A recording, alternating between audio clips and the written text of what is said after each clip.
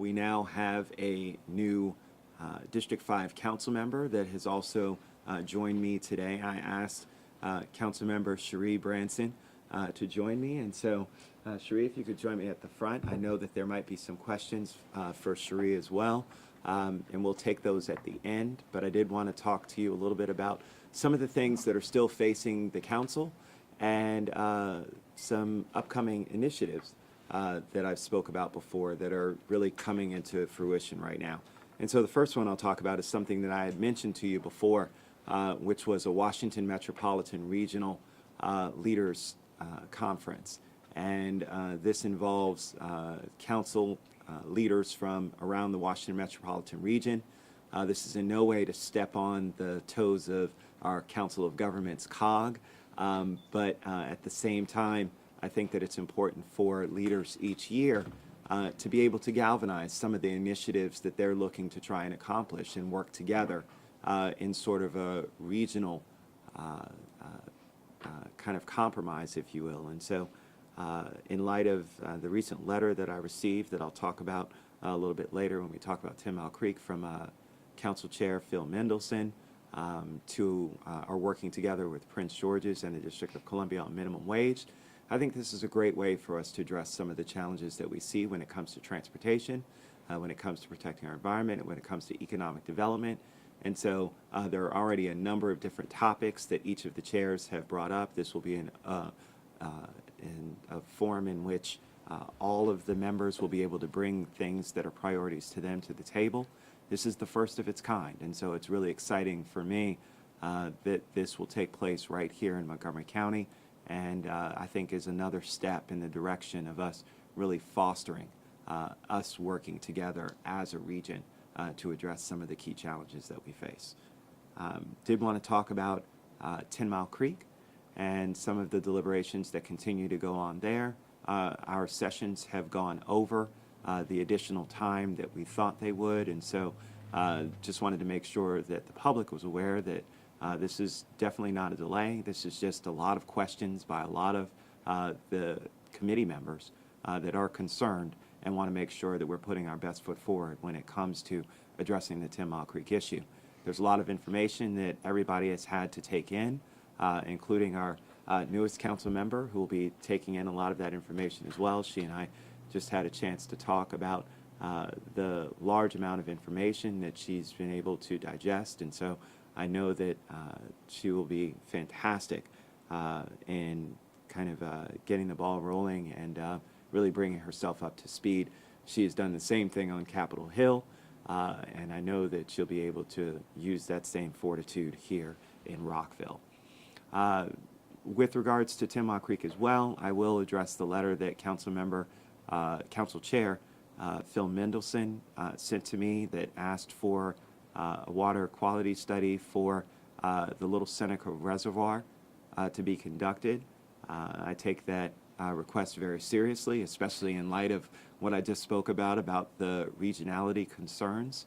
And so that's something that my office, as well as the county executive's office, is currently looking at. I will remind you that the county executive did ask us before and highlight in a memo that he sent to the council that he was looking to do some sort of water quality study in addressing the drinking water supply at Little Seneca Reservoir, as well as former members Steve Fosselman and Menke and Royce Hansen. So we've had a number of leaders, and most recently, I guess, Doug Duncan has weighed in terms of his request as well for us to look at the water quality issues in protecting our drinking water. And so there are a lot of folks who are rallying behind this, and so it's not something that we could just turn a deaf ear to. It's certainly something that we are going to have to address. From a timing aspect, I'm not sure what that means, nor am I sure about who would end up paying for a study like this. But those are the things that we're currently looking at and talking with members of the Department of Environmental Protection, as well as staff here to decide what the best course of action might be. I did want to talk a little bit about some of the economic development issues that I highlighted at the beginning of my tenure in my first speech. I had a great conversation with the county executive's director of procurement, and we have agreed that we will be rolling out within the month a list of new initiatives to bring about some positive changes when it comes to our small business procurement with the county. It is important for us to make sure that not only do we change the way the playing field currently is, but also to make sure that our businesses feel as though they are a priority. And I think that that message was heard loud and clear in the business community. We've received many support letters as well as comments, as has David Dice, our Director of Procurement for Montgomery County. And so we are working in collaboration with the Executive Department in rolling out a number of those initiatives, and there will be a press conference directly devoted to rolling out those initiatives again within the month. I think at this point I've touched on a number of topics, but I do want to turn it over to Councilmember Branson to be able to address any of the questions, or if she has any comments that she'd like to make, and then we can go to general questions after that. So, Councilmember Branson. Thank you, President Rice. I want to just thank you all for being here. I'm happy to be here. I look forward to taking your questions. All right, so we'll open it up to questions. Wow. I'm curious. The PTA community was supposedly writing you some letters about how many have you received? I'm not sure about the exact number as of yet. There might have been a couple hundred so far. School construction is certainly a priority. It's something that we've had numerous press conferences as a council with the county executive as well as our state delegation leaders. And so it's going to be important for us to really hear from the school community about what's most important to them in this upcoming budget. And I think we're starting to just see the tip of the iceberg. I think that all parents throughout the county are certainly resonating around the importance of the school construction dollars. I'm a little bit concerned about some of the comments that I've heard in Annapolis that might not be as supportive, not coming from our delegation, but from outside of our delegation. And so our delegation has their work cut out for them. This is a tough ask. This is not going to be easy. You know, to ask for the state to step up to the tune of an additional up to $20 million a year for school construction is a lot to ask. And quite frankly, it took Baltimore City, I think, 3 years to do that. But, you know, this is our first year, and I'm hopeful that we can make a case in telling people that the time is now. And a lot of those many emails and letters that we do receive are used to be able to substantiate that in Annapolis and make sure that people know we are all on the same page. This is a priority, and it's important for us, and folks need to hear and see that. Great. And I have a follow-up. I believe the White Oak public hearing is full tomorrow. Will you have another one? I don't think so at this point. I think we have 4 people on a waiting list, an additional 4 people who called in over the weekend. That would bring us to 38. So I would be willing to extend to make sure that we have the time for those full 38 to be able to testify. We want to make sure that the White Flint community certainly has their voice heard when it comes to something that's important as this. And any updates on the Silver Spring Transit Center? We don't expect to see any Silver Spring Transit Center updates until the weather breaks. With the weather the way it currently is, there's nothing that's being done besides small little minor things here and there. And so the real work when it comes to addressing some of the structural changes or the structural fixes, if you will be conducted when the weather breaks in the spring. And then we'll conduct our updates again when we've gotten more information about what's going on. Mr. Turk. So what do you think of Councilmember Andrews' proposal for public financing of local elections? Look, I think the challenge that we've seen in our recent elections, and you saw it highlighted in the recent gubernatorial race in Virginia, you also saw it with the special election that took place in Virginia as well, is that money continues to flow in, and politics is kind of overshadowed by the amount of money that's being spent. And so I certainly understand and support the direction that Councilmember Andrews is going in. The challenge is that we still have a Supreme Court ruling that pretty much eliminates us from making something like this mandatory, so it's always optional. And so what you have is you always open it up to where a person who comes in and decides to self-fund, who doesn't utilize public financing, could still outspend easily a person who takes public financing 10 to 1. When I was in the Maryland General Assembly, I was actually on the Election Law Subcommittee, and we looked at a number of bills to do just that. That's why we started the gubernatorial public financing. So you'll see Heather Mazur, who will be taking advantage of this, and maybe a couple of the other candidates will as well. But in reality, you know that these candidates will still be outspent significantly and face a tremendous disadvantage. And until, quite frankly, the laws are changed at the federal level, or until there's a different Supreme Court decision, you still run into those same kinds of challenges. And the ultimate challenge is that all people will decide to go towards public financing instead of opting to fundraise on their own. Well, I think the ultimate challenge is the First Amendment. No one's going to be able to do anything about that. My question is, are you prepared to support, a system as generally outlined by Councilmember Andrews? Well, the devil's in the details, and so it really boils down to where the money's going to come from. That's one of the key standpoints is for us to have this public financing initiative. At the state level, we actually did it out of the state tax, and so when you put in your tax return, you could volunteer and contribute, and so that actually raised a significant amount of money. With us not having that same sort of line item to be able to fundraise that way, if you will, it makes it very difficult. And so those are the challenges really when it comes to, there's so many other things that are so important in the budget. Do we have the space available to do something like this? And so that's quite one of the challenges. Plus, would it fluctuate from year to year? Would this be a lockbox fund? So would it alternate and go up and down? Say this year it might be 50,000, next year it might be 500,000, next year it might be 3 million. All of those are kinds of questions that still have yet to be answered.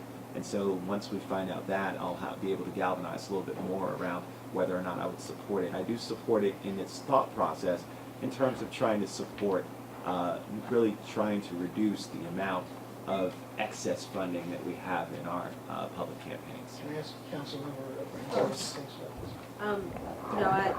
I share Councilmember Rice's concerns about where this money comes from, and I'm very concerned about Citizens United. But really, until Citizens United, until something happens with Citizens United, until the Congress sees fit to overrule it, I'm still law of the land. So, as the law of the land, I think we are potentially running. It's good to tilt at windmills, but it's not good to do it when you know that it's going to lead you to nowhere. I totally support the notion that there should be public financing. It's very difficult to figure out how we get this done in the current legal climate, and to do something that violates the current law of the land. I think puts us in quite a little quagmire that we don't need to be in. Any updates on plans for the Bethesda Purple Line station? So, the Bethesda Purple Line, I'm wearing my purple today. The Bethesda Purple Line, as many of you might have seen in our most recent kind of update, there are some questions about the Apex building and whether or not it truly is a possibility for us to consider.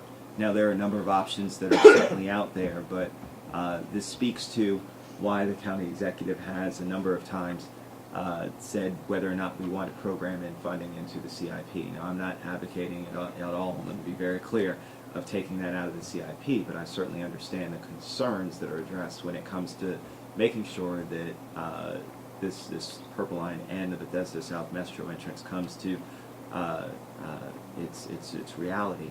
Look, this has been programmed into the master plan forever, I think since 1989, and so this is well before we even talked about a Purple Line. And so while I think that the south entrance is something that is important, to the residents of Bethesda, important to the efficacy of the metro. It is important for us to evaluate where we're spending our dollars and where our dollars are best spent in our CIP, so it warrants discussion. And so I think that this is certainly an opportunity for us when it comes to highlighting some of the challenges, to make sure that we're realistic and that we have our ducks in a row when it comes to when the Purple Line is going to come online, when this South Metro entrance could in fact happen, and making sure that they're tied together. Anything else would be irresponsible. And so while I don't think that it means that council's stepping away from this, it does warrant us looking at it to make sure that we are doing this the right way.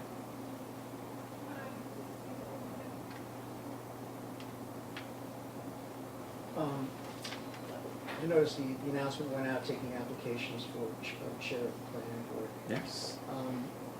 And would you have, if Chair Carrier had sought reappointment, would you have been prepared to support her?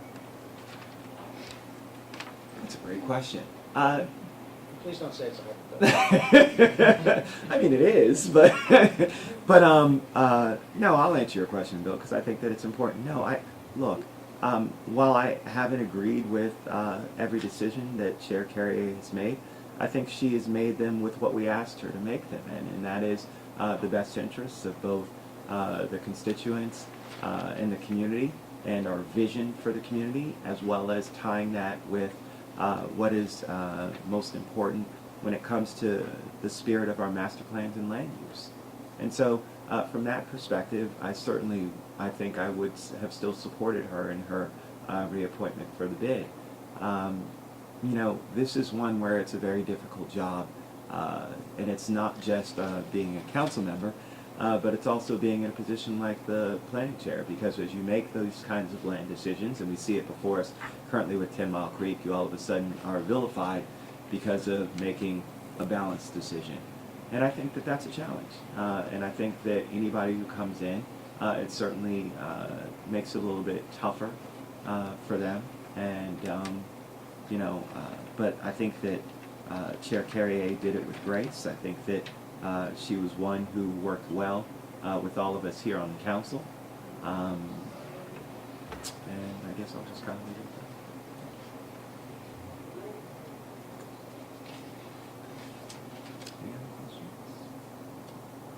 One of the things, just to highlight for you so that you know, I did put in a call to our county executive with regards to our snow budget. I am very concerned about the fact that we've had so many snow days, and wanted to receive an update. And much to the county executive's credit, he set aside money for snow budget.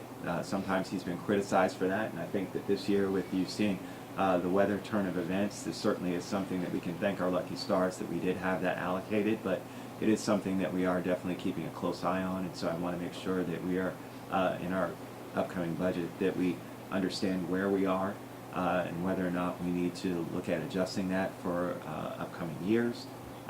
So, you know, I'm very curious about whether or not we might need a supplemental to make sure that we still have to address, especially since I heard that Puxatawny Phil saw his shadow. So.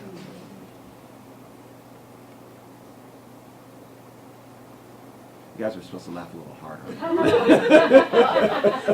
Thank you, Ben. Thank you. My weak attempt at humor. Any other questions?